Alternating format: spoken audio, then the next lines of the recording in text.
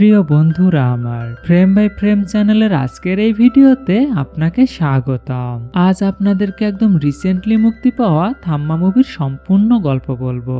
রাশমিকা এখন এমনিতেই দুর্দান্ত ফর্মে রয়েছে ভাই, আর তার সঙ্গে রয়েছে নওয়াজুদ্দিন সিদ্দিকী আর আয়ুষ্মান। অর্থাৎ এই মুভিতে অভিনয়ের লেভেলটা আপনি নিশ্চয়ই বুঝতেই পারছেন। তাহলে চলুন ইন্ট্রো গল্প বাদ দিয়ে মূল ভিডিও শুরু করা যাক। গল্পের শুরুতেই আমরা ব্রিটিশ আমলের কিছু সৈন্যদের একটি জঙ্গলের মধ্য দিয়ে যেতে দেখি। এমন সময় সেখানকার একটা প্রজা কিছু একটা টের পেয়ে বলে ওঠে, আমাদের এখান থেকে দ্রুত পালিয়ে যেতে হবে, এখানে আশেপাশে কোথাও বেতাল আছে। ব্রিটিশ সৈন্যদের কমান্ডার তখন জিজ্ঞাসা করে, বেতাল? বেতাল আবার কি? ওই প্রজাটি তখন জানায়, এই বেতালরা মানুষের শরীর থেকে রক্ত চুষে খায়, মানে আপনারা যাদেরকে ভ্যাম্পায়ার বলেন আর কি। কিন্তু ব্রিটিশ কমান্ডার এই কথা শুনে বলে, এসব বাজে বাজে কথা বাদ দাও, আমরা হচ্ছি ব্রিটিশ সৈন্য, আমরা কাউকেই ভয় পাই না।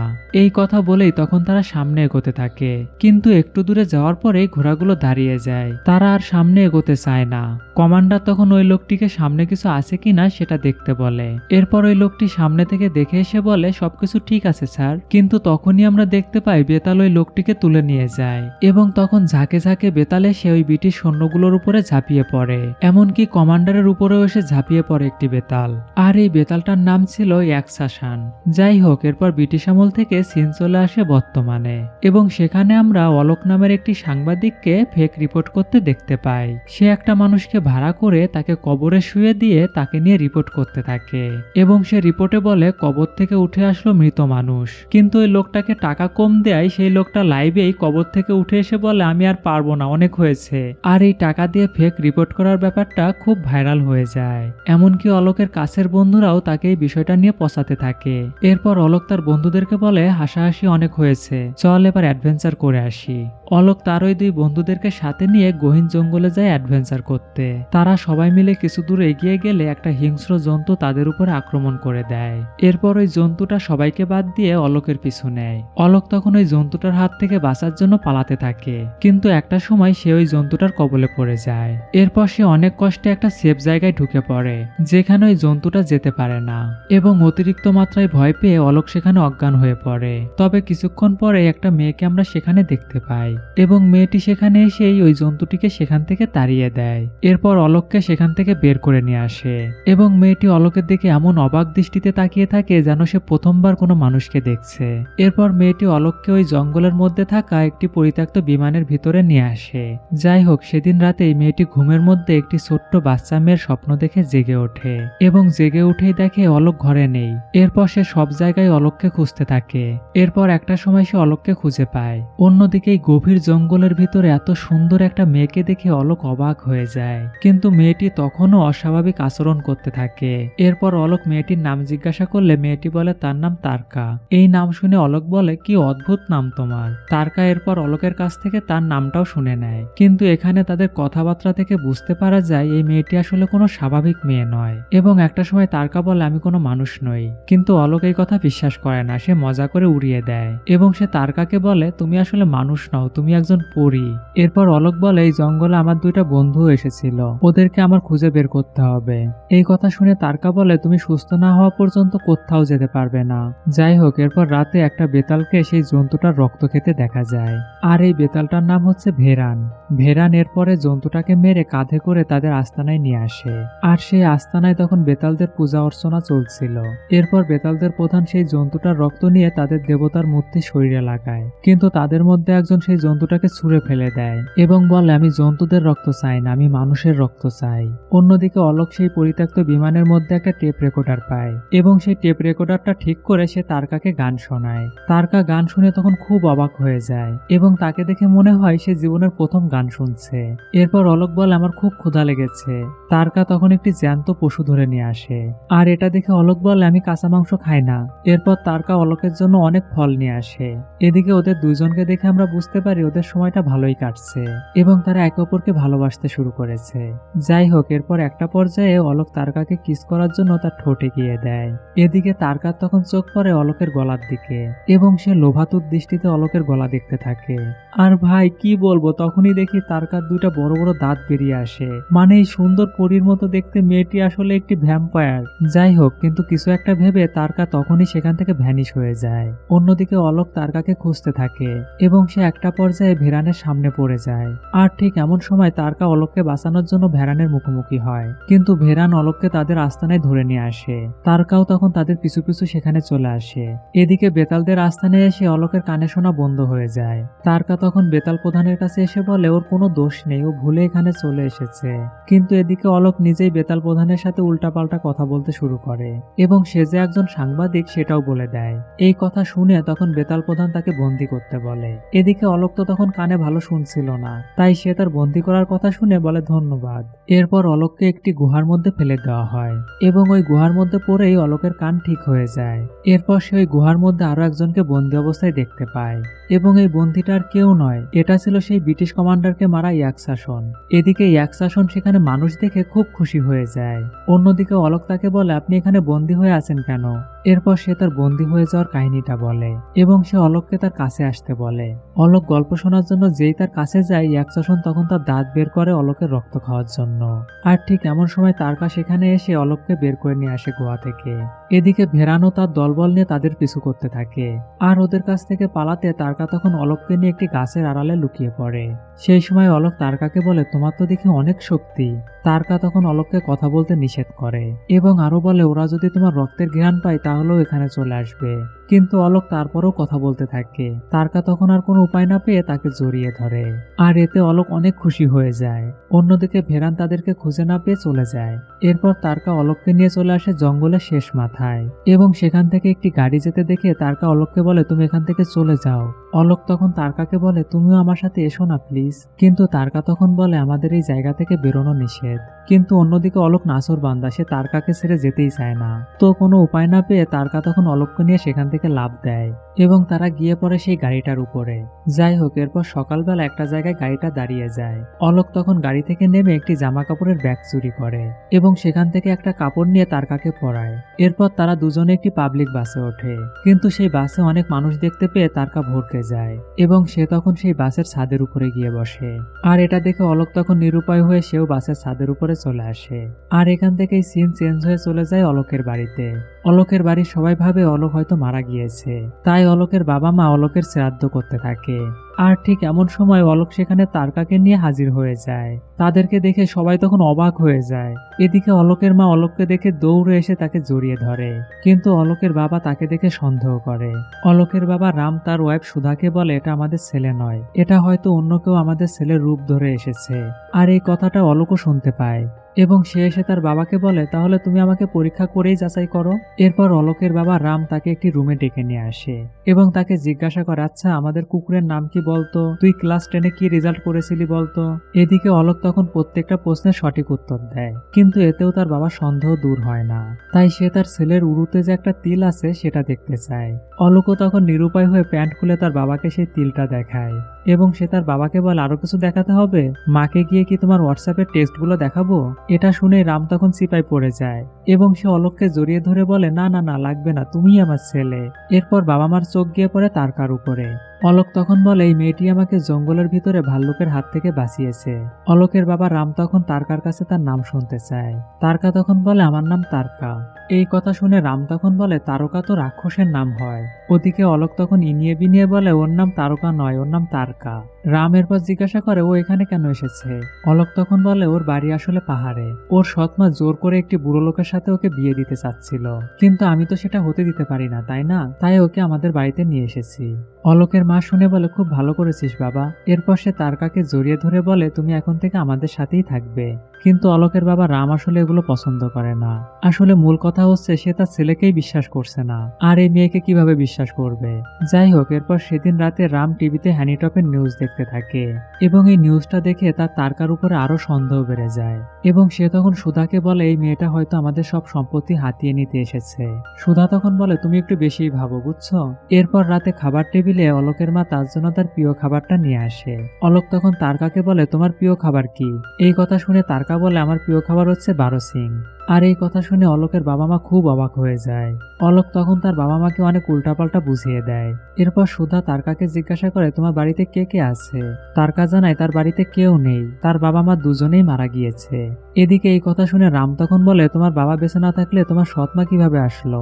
কিন্তু এই কথার ঠিক উত্তর দিতে পারে না অলোক। সুধা তখন এসব ফালতু কথা বাদ দিয়ে তাদের সবাইকে খেতে বলে। এরপর তাদের খাওয়া শেষ হলে তারকা রুমে এসে তার জানালা দিয়ে বাইরের একটি কুকুর দেখতে থাকে, কারণ আমরা তো জানি সে আসলে জন্তু জানোয়ারের রক্ত খেয়ে বেঁচে থাকে। এমন সময় অলোক সেখানে এসে তারকার সাথে কথা বলতে থাকে, কিন্তু কথা বলতে বলতে হঠাৎ তারকা সেখান থেকে ভ্যানিশ হয়ে যায়। আর অলোক তখন তাকে খুঁজতে থাকে।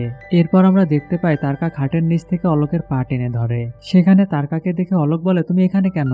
তারকা তখন বলে তার এখানে থাকতেই ভালো লাগছে। এই কথা শুনে অলোকও তখন তারকার পাশে গিয়ে খাটের নিচে শুয়ে পড়ে। এরপর অলোক আবারও তারকাকে কিস করতে যায়, কিন্তু তারকা তার দাঁত দুটো আবার বের করে ফেলে। এদিকে অলোকের মা দুধ দিতে এসে তাদেরকে খাটের নিচ থেকে বের হতে দেখে। আর এটা দেখে সে বলে ছেলে মেয়েগুলো দেখি বড় হয়ে গিয়েছে। যাই হোক, এখান থেকে সিন চেঞ্জ হয়ে চলে আসে বেতাল ইয়াকসাসনের কাছে। সে ভেরানকে বলে বেতালের কাছ থেকে একটি সাধারণ মানুষ কিভাবে পালিয়ে যায়। ভেরান তখন বলে তারকা তাকে পালাতে সাহায্য করেছে। ইয়াকসাসন তখন বলে আর কত এমন জানোয়ারের রক্ত খাবো বলতো, যেখান থেকে পারিস একটা মানুষ ধরে নিয়ে আয় না। ভেরান তখন বলে এটা তো আমাদের রুলসের বাইরে। ইয়াকসাসন তখন বলে ধুর তোর রুলসের খেতাপুরি, তারকাও তো রুলস ভেঙেছে, সে একটা মানুষকে ভালোবেসেছে, যা দেখি কত পারিস তাকে ধরে নিয়ে আয়। এরপর আমরা আবার অলোকের বাবা রামকে দেখতে পাই এবং সে বাইরে একটা ছায়া দেখতে পায়। এটা দেখে সে জানালা দিয়ে বাইরে তাকিয়ে দেখে তারকা গাছের উপর দিয়ে লাফিয়ে বেড়াচ্ছে। আর এটা দেখে রাম তখন তার ওয়াইফকে ডেকে বলে দেখো তারকা আসলে কোনো মানুষ না, সে তো একটা আত্মা। এই কথা শুনে সুধা তখন বলে তুমি এখন আমাকে আত্মা হতে বাধ্য করো না, আমাকে ঘুমাতে দাও। রাম তখন বইয়ের ঘাতানি খেয়ে কোনো উপায় না পেয়ে শুয়ে পড়ে। অন্যদিকে অলোক জানালা দিয়ে দেখে নিচে তারকা একটি কুকুরকে খাওয়ার চেষ্টা করছে। এটা দেখে সে দ্রুত তারকার কাছে এসে বলে তুমি কি এগুলোই খাও। তারকা তখন বলে হ্যাঁ, আমি এগুলো রক্ত খেয়েই বেঁচে থাকি।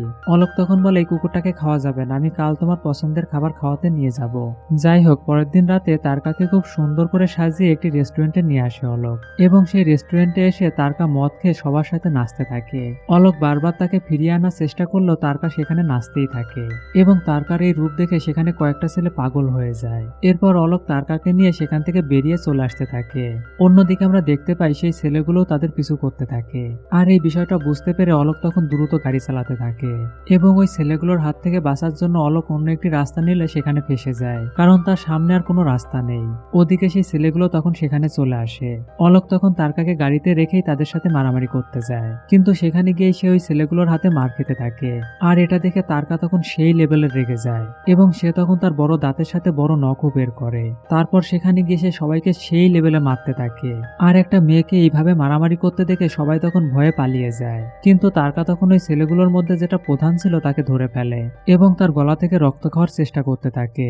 কিন্তু এটা দেখে অলোক তখন তাকে ডাক দিয়ে থামিয়ে দেয়। এরপর অলোক দ্রুত তাকে নিয়ে সেখান থেকে চলে যায়। এদিকে তারা চলে যাওয়ার পর আমরা সেখানে ভেরানকে দেখতে পাই, এবং ভেরান তখন সেই ছেলেটির রক্ত চুষে তাকে মেরে ফেলে। এদিকে অলোক বাড়ি ফিরে এসে তারকাকে বলে তুমি কি ওই ছেলেটার মাথা খেতে চেয়েছিলে নাকি। তারকা বলেন না, আমি শুধু রক্ত খেতে চেয়েছিলাম। আর এই রক্ত খাওয়ার কথা শুনে অলোক তখন বলে তুমি কি তাহলে ভ্যাম্পায়ার। তারকা তখন বলে ভ্যাম্পায়ার আবার কি। অলোক তখন বলে ভ্যাম্পায়াররাও রক্ত খেয়ে বেঁচে থাকে, এবং ওরা দিনে বেরোতে পারে না, ওরা রাত্রে বের হয়। এমনকি ভ্যাম্পায়ারদেরকে আয়নাতেও দেখা যায় না। কিন্তু অলোক তখন আয়নার দিকে তাকালে সে তারকাকে দেখতে পায়। তারকা তখন বলে দেখো আমি কোনো ভ্যাম্পায়ার নই, আমি হচ্ছি বেতাল। আমরা এখন আর মানুষের রক্ত খাই না। 1947 সালের আগে আমরা মানুষের রক্ত খেতাম। অলোক তখন বলে 1947 সালের আগে মানুষের রক্ত খেতে মানে বিষয়টা বুঝিয়ে বলো। তারকা তখন বলে 47-এর দেশভাগের সময় মানুষ যখন মরে যাচ্ছিল আমরা তাদের রক্ত খেতে গিয়েছিলাম, কিন্তু আমরা সেখানে গিয়ে দেখি বাইরের কোনো শত্রু নয়, তারা নিজেরাই নিজেদেরকে মেরে রক্তাক্ত করে ফেলেছে। আর সেই দিন থেকে আমরা সিদ্ধান্ত নিয়েছিলাম ভালো মন্দ কোনো মানুষের রক্তই আমরা খাবো না, কারণ মানুষের মনের সাথে সাথে তাদের রক্তেতেও বিষ রয়েছে। কিন্তু এসব কথা শুনে অলোক তখন বলে তুমি আমাকে মিথ্যা কথা বলছো। আমি ওই গুহায় যখন বন্দী হয়েছিলাম তখন ওখানে একটা লোককে দেখেছিলাম, সে আমার রক্ত খেতে চেয়েছিল। তারকা তখন বলে এই কারণেই তাকে বন্দী করে রাখা হয়েছে। অলোক তখন ওই বেতালটা সম্পর্কে জানতে চায়। তারকা তখন বলে ওই বেতাল ইয়াকসাসন হচ্ছে সব থেকে বেশি শক্তিশালী, এবং আমাদের সবাইকে তিনিই বেতাল বানিয়েছেন, তিনিই হচ্ছেন আমাদের থামা। তখন আমরা একটা ফ্ল্যাশব্যাক দেখতে পাই। সেখানে দেখা যায় তারা যখন নিয়ম করেছিল তারা মানুষের রক্ত খাবে না, ঠিক তারপরে ইয়াকসাসন হসপিটালে গিয়ে সব মানুষের রক্ত খেতে থাকে। আর এই বিষয়টা দেখে বেতালদের বর্তমান প্রধান তাকে বন্দী করার নির্দেশ দেয়। আর তখন দেখা যায় ইয়াকসাসন যাদের রক্ত খেয়ে ছিল তারাও বেতাল হয়ে গিয়েছে। আর এখান থেকেই বোঝা যায় বেতাল যার রক্ত খাবে সেও বেতাল হয়ে যাবে। এদিকে ইয়াকসাসনকে বন্দি করার সময় সে বলে, এরপর কোনো বেতাল যদি কোনো মানুষের রক্ত খেয়ে তাকে বেতাল বানিয়ে দেয় তাহলে সেদিন আমি আবার ফিরে আসব। এদিকে এইসব কথা শুনে অলোক তখন তারকাকে বলে, তাহলে তুমিও কি 1947 সালে ছিলে? তাহলে এখন তোমার বয়স কত হবে? তারকা তখন অলোকের হাত তার বুকে নিয়ে বলে, দেখো আমার বুকে কোনো হার্টবিট নেই। আর ঠিক এমন সময় তারা বাইরে কলিং বেলের শব্দ পায় এবং সেখানে দেখা যায় ইন্সপেক্টর পিকে এসেছে সেই মারামারির ব্যাপারে খোঁজ খবর নিতে। কিন্তু অলোক তখন বলে, আমরা এই মারামারির বিষয়ে কিছুই জানি না। ইন্সপেক্টর পিকের তখন চোখ পড়ে তারকার দিকে। পিকে তখন তারকাকে মারামারির ব্যাপারে জিজ্ঞাসা করলে তারকা তখন সবকিছু স্বীকার করে নেয় এবং আমরা বুঝতে পারি তারকা আসলে মিথ্যা বলতে পারে না। এরপর পিকে তারকার সাথে কথা বলার জন্য আলাদা একটি রুমে যায় এবং তারা সেখানে গেলে আমরা দেখতে পারি তারা আসলে দুজনেই বেতাল এবং তারা দুজনেই বড় বড় দাঁত বের করে একজন আরেকজনকে ভয় দেখাচ্ছে। যাই হোক, এরপর তারা ঘর থেকে বের হয়ে আসে। অলোক তখন তারকাকে জিজ্ঞাসা করে, পিকে কি বললো তোমাকে? তারকা তখন বলে, উনি কোনো পুলিশ নন, উনি আমার মতোই একজন বেতাল। তারকা আরো বলে, দেখো আমার তোমার সাথে থাকা উচিত হবে না, কারণ তুমি আমার সাথে থাকলে তোমার অনেক ক্ষতি হবে। কিন্তু অলোক তারকার কোনো কথাই শুনতে চায় না, সে কোনোভাবেই তারকাকে তার কাছ থেকে যেতে দিতে চায় না। কিন্তু এদিকে তারকা তখন অনেক জোরাজুরি করে এবং সে তার ভয়ঙ্কর রূপ ধরে। অলোক তখন কোনো উপায় না পেয়ে তারকাকে ছেড়ে দিতে যায় বাস স্টপে এবং সেখানে অলোক তারকাকে একটি বাসে তুলে দেয়। এরপর অলোক তার বাড়ির দিকে ফিরে আসতে থাকে, কিন্তু আসার সময় তার বারবার তারকার সাথে কাটানোর সময়গুলোর কথা মনে হতে থাকে এবং একটা পর্যায়ে সে নিজেকে আর কন্ট্রোল করতে পারে না। তাই সে তার গাড়ি ঘুরিয়ে আবার তারকার বাসের পিছনে যেতে থাকে। এরপর বাসের জানালার কাছে তারকাকে দেখতে পেয়ে সে তারকাকে নেমে আসতে বলে। আর ঠিক এমন সময় অন্যমনস্ক হওয়ার কারণে অলোকের অ্যাক্সিডেন্ট হয়। আর এটা দেখেই তারকা তখন দ্রুত অলোকের কাছে চলে আসে এবং সে অলোককে দেখে বুঝতে পারে অলোক আসলে মারা যাচ্ছে। আর তার কোলে মাথা দিয়ে অলোক মারা যায়। কিন্তু তারকা এই বিষয়টা কোনোভাবেই মেনে নিতে পারে না। সে তখন অলোককে হাসপাতালে নিয়ে আসে। ডাক্তাররা তখন অলোকের পরীক্ষা নিরীক্ষা করে বুঝতে পারে সে আসলে মারা গিয়েছে। এদিকে এই কথা শুনে অলোকের বাবা মা একদম ভেঙে পড়ে। কিন্তু কিছুক্ষণ পরে আমরা দেখতে পাই অলোক প্রচন্ডভাবে ছাটাছাটি করছে এবং তার শরীরে যেসব কাটাছিঁড়ার দাগ ছিল সেগুলো মুছে যেতে থাকে। এদিকে অলোকের শরীরে পরিবর্তন ঘটতে থাকে, ওদিকে বেতালদের আস্তানাতেও পরিবর্তন ঘটতে থাকে। আর ঠিক তখনই জেগে ওঠে অলোক, কিন্তু আমরা দেখতে পাই তার চোখ দুটো লাল টকটক করছে। অন্যদিকে বেতালদের আস্তানাতেও আলো জ্বলে ওঠে এবং ইয়াকসাসনও তখন সেখান থেকে মুক্তি পেয়ে যায়। এদিকে আবার অলোক জীবন ফিরে পেয়ে সেই রুম থেকে অদৃশ্য হয়ে যায়। এরপর অলোকের বাবা তার ছেলেকে খুঁজতে খুঁজতে একটা রুমে এসে দেখে অলোক সেখানে রক্ত খাচ্ছে এবং অলোক এরপর তার ভয়ঙ্কর রূপ নিয়ে তার বাবার দিকে তাকালে সে খুব ভয় পেয়ে যায় এবং সে এতটাই ভয় পায় যে সে সেখানেই অজ্ঞান হয়ে যায়। যাই হোক, পরের দিন অলোক ঘুম থেকে উঠলে সে আলো সহ্য করতে পারে না এবং আয়নায় তার নিজেকে দেখে সে অবাক হয়ে যায়, কারণ তার শরীরে কোনো কাটাছেঁড়া দাগই নেই। এরপর তারকা তার রুমে আসলে সে বলে, আমার সাথে কি হয়েছে তারকা? তারকা তখন তার দাঁত বের করলে অলোকও তার দাঁত বের করে ফেলে এবং সে তারকাকে বলে, তুমি আমাকে বেতাল বানিয়েছো তাই না? তারকা তখন বলে, হ্যাঁ আমি তোমাকে বেতাল বানিয়েছি, কারণ ওই সময় যদি আমি তোমাকে কামড় দিয়ে বেতাল না বানাতাম তাহলে তুমি আর বেঁচে থাকতে না। যাই হোক, পরের দিন অলোকের বাবা রাম সেভ করতে গেলে তার একটু কেটে যায় এবং সেখান থেকে কিছুটা রক্ত বের হয়। আর এটা দেখে অলোকের তখন তার দাঁত বের হয়ে আসে।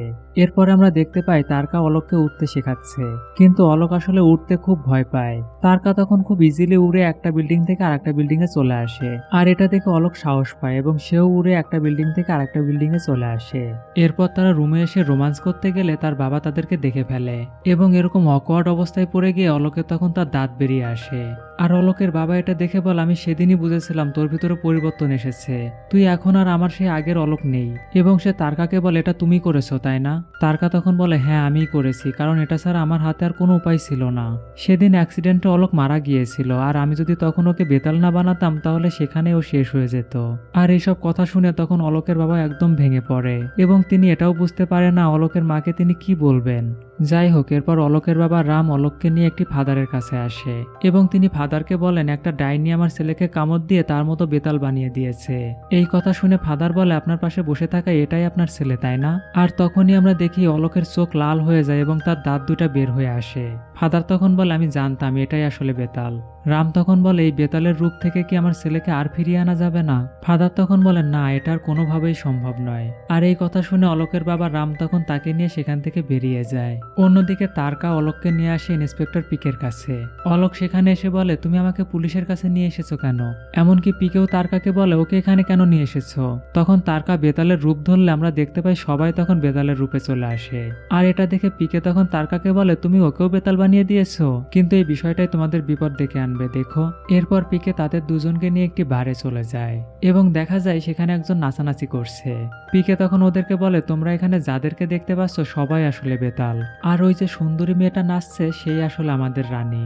এরপর পিকে অলোককে একটি বিদেশি রক্ত খাওয়ায়, আর এটা খাওয়ার কিছুক্ষণ পরে অলোক সেখানে অজ্ঞান হয়ে পড়ে। এরপর অনেকক্ষণ পরে অলোকের মুখে পানি ছিটিয়ে পিকেই তাকে জাগিয়ে তোলে এবং অলোক সেখানে একটা অপরিচিত জায়গায় নিজেকে আবিষ্কার করে।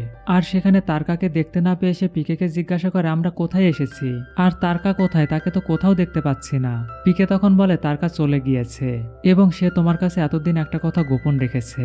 তখন আমরা কিছুক্ষণ আগের একটা ফ্ল্যাশব্যাক দেখতে পাই। পিকে সেখানে তারকাকে বলে, তুমি আমাদের রুলস ভেঙেছো, তুমি একটা মানুষকে আবার বেতাল বানিয়েছো, তাই তোমার এখন শাস্তি হচ্ছে এই অ্যাকশনের জায়গায় তোমারও এখন 100 বছর বন্দী থাকতে হবে। তারকা তখন বলে, আমি যা করেছি আমার ভালোবাসাকে বাঁচিয়ে রাখার জন্য করেছি। পিকে তখন বলে, তুমি যদি অলোককে ভালোবাসো এবং তার ভালো চাও তাহলে তুমি রুলসটা মেনে নাও, আর তা না হলে অলোককে কিন্তু মরতে হবে। তারকা তখন বলে, অলোকের জন্য কিছু না হয়, আমি এই রুলস মেনে নিচ্ছি। এরপর তারকা অজ্ঞান হয়ে থাকা অলোকের মাথায় হাত বুলিয়ে সেখান থেকে চলে যায়। অলোক এইসব কথা শুনে তখন তারকার কাছে যেতে চায়, কিন্তু পিকে বলে, তোমার জন্য সেখানে যাওয়া একদমই সেফ না, তুমি এখানেই থাকো, আমার লোক তোমাকে দেখে রাখবে। এরপর অলোক বাড়ি চলে আসে এবং তখন তার বাবা জিজ্ঞাসা করে, তারকা কোথায়? অলোক তখন বলে, তারকা তার জায়গায় ফিরে গিয়েছে বাবা, সে আমার জন্য তার জীবনের সব থেকে বড় রুলসটা ভেঙেছে, এখন তাকে 100 বছর বন্দী হয়ে কাটাতে হবে। রাম তখন বলে, আমি তো মনে মনে তারকাকে আমার বৌমা হিসেবে মেনে নিয়েছি এবং তোমার জন্য তারকাই সব থেকে বেশি পারফেক্ট, তুমি যেভাবেই হোক তারকাকে ফিরিয়ে নিয়ে আসো। অলোক তখন তার বাবার মুখ থেকে এসব কথা শুনে তারকাকে ফিরিয়ে আনতে বেরিয়ে পড়ে এবং বেতালদের আস্তানায় গিয়ে সে দেখতে পায় এখানে ঢুকতে হলে বেতালের হাতের স্পর্শ লাগবে এবং এটা দেখে সে তার হাত সেখানে রেখে ভিতরে প্রবেশ করে এবং সে ভিতরে ঢুকে দেখে সেখানে অনুষ্ঠান হচ্ছে, আর এই অনুষ্ঠানটা হচ্ছে মূলত ইয়াকসনের মুক্তি উপলক্ষে এবং সেখানে সে তারকাকেও দেখতে পায়। অলোক তখন তার মুখ ঢেকে সবার মধ্যে মিশে যায়। এরপর ইয়াকসন প্রধানের কাছে গিয়ে বলে, এখন থেকে রুলসটা পাল্টান প্রধান, আমরা এখন থেকে আবার মানুষের রক্ত খাওয়া শুরু করি, আর এর ফলে তারকাও আর বন্দী হবে না। কিন্তু প্রধান এসব কথায় রাজি হয় না। ইয়াকসন তখন তার হাতের শিকলটি খুলে দিতে বলে। প্রধান তখন মন্ত্র পড়ে তার হাতের শিকলটি খুলে দেয় এবং সেই শিকলটা খুলে নিয়ে তখন তারকার হাতে পরিয়ে দেয়। এদিকে ইয়াকসন মুক্তি পেয়েই বলে, তোমাদের থামা আবার ফিরে এসেছে, আর এখন থেকে এখানে শুধু থামার রুলসই চলবে। এরপর ইয়াকসন তারকার কাছে এসে বলে, যেদিন আমি তোমাকে ওর সাথে দেখেছিলাম আমি সেদিনই বুঝেছিলাম তুমিই আমাকে এখান থেকে মুক্তি দেবে, এই জন্য তোমাকে ধন্যবাদ তারকা। এদিকে এমন সময় সবার সামনে হাজির হয় অলোক। অলোককে দেখে তখন তারকা দূর থেকে জিজ্ঞাসা করে, তুমি এখানে কেন এসেছো? অলোক তখন বলে, তোমাকে ফিরিয়ে নিতে এসেছি তারকা। ইয়াকসন তখন ভেরানকে নির্দেশ দেয় অলোককে মারার। তখন ভেরান এবং অলোকের মধ্যে সেই লেভেলের মারামারি শুরু হয়ে যায়, কিন্তু ভেরান অলোকের সাথে কোনোভাবেই পেরে ওঠে না। তাই ইয়াকসন ভেরানের রক্ত খেয়ে তাকে মেরে ফেলে এবং তখন জানা যায় এক বেতাল যদি আর এক বেতালের রক্ত খায় তাহলে সেই বেতালটা মারা যায়, আর যে বেতাল রক্ত খেয়েছে সে আরো বেশি শক্তিশালী হয়ে ওঠে। অলোক এরপর ইয়াকসনকে তার সাথে লড়াই করতে বলে, আর এরপরে ইয়াকসন এবং অলোকের মধ্যে সেই লড়াই শুরু হয়ে যায়। কিন্তু অলোক কোনোভাবেই ইয়াকসনের সাথে পেরে ওঠে না, কারণ ইয়াকসন একটু আগেই একটা বেতালকে মেরে ডবল শক্তি পেয়েছে এবং একটা সময় মার খেয়ে একদম পিলারের তলে পড়ে যায়। এদিকে তারকা তখন তার শিকল খোলার খুব চেষ্টা করতে থাকে, আর এই সব দেখে প্রধানের তখন খুব মায়া হয়। সে তখন মন্ত্র পড়ে তারকার শিকল খুলে দেয়, আর এটা দেখে ইয়াকসন তখন তারকার গলা ধরে উপরে তুলতে থাকে। অন্যদিকে অলোক তখন এসে ইয়াকসনকে আবার মারতে শুরু করে এবং তখন শুরু হয় দুই বেতাল ভার্সেস এক বেতালের লড়াই। কিন্তু এরপরও ইয়াকসনের সাথে তারা দুজনে মিলেও পেরে ওঠে না এবং একটা সময় তারকাকে দূরে ফেলে দিয়ে অলোকের রক্ত চুষে নেয় ইয়াকসন, আর এতে করে অলোক সেখানেই মারা যায়। ইয়াকসন তখন সবাইকে উদ্দেশ্য করে বলে, এই ঘটনা দেখে সবাই শিক্ষা নাও, এখন থেকে যেই আমার বিরুদ্ধে যাবে তারই এই অবস্থা হবে। এদিকে এমন সময় আমরা দেখতে পাই তাদের যে আরাধ্য দেবতা ছিল সেই দেবতার হাত থেকে একটি রশ্মি ছুটে আসে অলোকের শরীরে, আর এতে করে অলোক আবার পুনর্জীবন পায় এবং অলোক তখন অনেক বেশি শক্তিশালী হয়ে যায় এবং ইয়াকসন তখন অলোকের হাতে সেই লেভেলের মার খায় এবং একটা পর্যায়ে অলোক ইয়াকসনের রক্ত খেতে যায়। এদিকে তারকা তখন অলোককে না করে এবং সে অলোককে বলে, তুমি তো আর ওর মতো নও, তুমি হচ্ছে অলোক। আর এই কথা শুনে অলোক তখন ইয়াকসনকে ছেড়ে দেয়, আর প্রধান তখন মন্ত্র পড়ে আবার ইয়াকসনকে সেই শিকলটা পরিয়ে দেয় এবং এরপর সেই বন্দি গুহায় আবার তাকে নিয়ে যাওয়ার নির্দেশ দেওয়া হয় এবং প্রধান তখন সবাইকে উদ্দেশ্য করে বলে, আমাদের দেবী তার অভিশাপ ভেঙে আমাদেরকে নতুন থামা উপহার দিয়েছে, আর এই অলোকই হচ্ছে আমাদের নতুন থামা। আর এই নতুন থামা পেয়ে সবাই তখন তাদের হাঁটু গেড়ে বসে অলোককে সম্মান জানায়। অলোক তখন বলে, আজ থেকে আমি মানুষ এবং বেতালদের মধ্যে নতুন সম্পর্ক গড়ে তুলব এবং আমরা অন্যায়ের প্রতিবাদে সবসময় ঝাঁপিয়ে পড়ব। অন্যদিকে আমরা দেখতে পাই ইয়াকসাসনকে বন্দি করা হয়েছে এবং তখন তার কাছে আসে সার্কাটা। আর এই সার্কাটাকে দেখে এই মুভিটি শেষ হয়ে যায়। আর এটা দেখেই আমরা বুঝতে পারি এই মুভিটির সামনে আরো একটি পার্ট আসবে। তো প্রিয় বন্ধুরা আমার, আপনাদের কাছে এই মুভিটি কেমন লাগলো? যদি ভালো লেগে থাকে তাহলে অবশ্যই লাইক, শেয়ার, কমেন্ট এবং সাবস্ক্রাইব করে বেল আইকনটি ক্লিক করতে কিন্তু ভুলবেন না। আশা করি সবাই খুব ভালো থাকবেন। Take care.